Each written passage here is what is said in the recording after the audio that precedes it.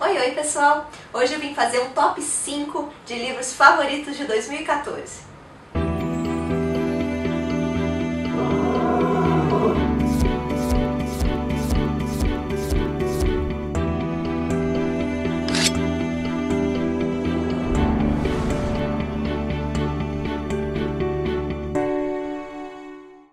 Número 5.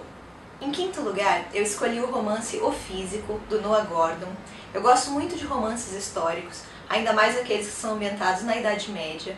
E o mais bacana desse livro é que o protagonista, ao invés de querer se tornar um grande cavaleiro ou coisa do gênero, ele sonha em ser um médico. E para estudar medicina, ele vai viajar da Inglaterra até a Pérsia. O trabalho de pesquisa do autor é riquíssimo. Ele descreve como ninguém os costumes, a culinária, as religiões daquela época. É uma leitura fantástica, vale muito a pena. Número 4. Em quarto lugar, eu escolhi O Conde de Monte Cristo, do Alexandre Dumas, outro romance histórico e não é o último da lista. Eu realmente adoro o gênero. Bom, O Conde de Monte Cristo ele conta a história do Edmond Dantes. O Dantes, por uma série de injustiças, ele acaba preso por mais de uma década nas masmorras do castelo de If. E quando ele finalmente consegue escapar de lá, ele vai procurar vingança contra todas as pessoas que o prejudicaram no passado. É um calhamaço de páginas, essa minha edição aqui tem mais de 1.600 páginas, mas é incrível como a história te prende, como a leitura é rápida. É uma trama super bem intrincada, com ótimos personagens, uma das minhas melhores leituras em 2014. Número 3. Em terceiro lugar, eu escolhi O Oceano no Fim do Caminho, do Neil Gaiman. Conta a história de um homem que, depois de muitos anos, volta para sua cidade natal e passa a relembrar fatos da sua infância, quando ele era vizinho da fazenda Hempstock. Na fazenda Hempstock viviam 3 mulheres de gerações diferentes. E eram mulheres bem comuns, elas tinham alguns poderes mágicos. Esse é um livro lindíssimo. É uma fábula sobre infância, sobre amadurecimento, sobre as nossas lembranças e como elas interferem na nossa vida presente.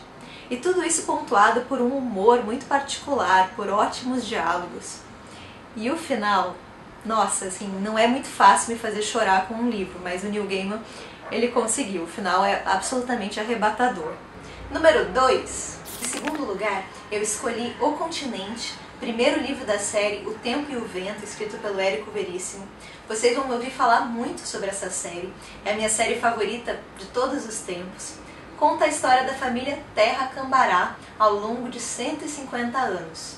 Sempre se fala muito sobre o trabalho de pesquisa que o Érico Veríssimo realizou para essa série, porque, paralelo à história da família, ele vai contando a história do Rio Grande do Sul, desde a época das missões jesuíticas até os idos de Getúlio Vargas. E apesar de eu achar esse trabalho de pesquisa realmente fantástico, o que mais me chama a atenção no Tempo e o Vento são os personagens. São todos muito bem construídos, muito marcantes. O Continente, aliás, ele já apareceu em um outro top 5 aqui do canal, justamente o top 5 de personagens, que eu citei o Capitão Rodrigo. Número 1. Em primeiríssimo lugar, eu escolhi Os Tambores da Chuva, do Ismail Kadare. Eu estava muito ansiosa para falar sobre esse livro aqui em algum momento no canal. Mas antes de falar sobre a história, eu queria falar de como esse livro veio parar nas minhas mãos. Eu tenho o hábito de visitar sebos e livrarias com meu marido, Rafael. É um dos nossos programas clássicos de final de semana. E Rafa, ele tem um hábito muito curioso, que é o de comprar livros pelos títulos. Qualquer título que ele ache interessante, diferente, ele compra. E foi assim que ele escolheu Tambores da Chuva. Eu nunca tinha ouvido falar, nem do livro, nem do autor. E eu acabei, por acaso, descobrindo um livro genial. Os Tambores da Chuva conta a história de um castelo na Albânia que é sitiado por um exército turco, na época do Império Otomano.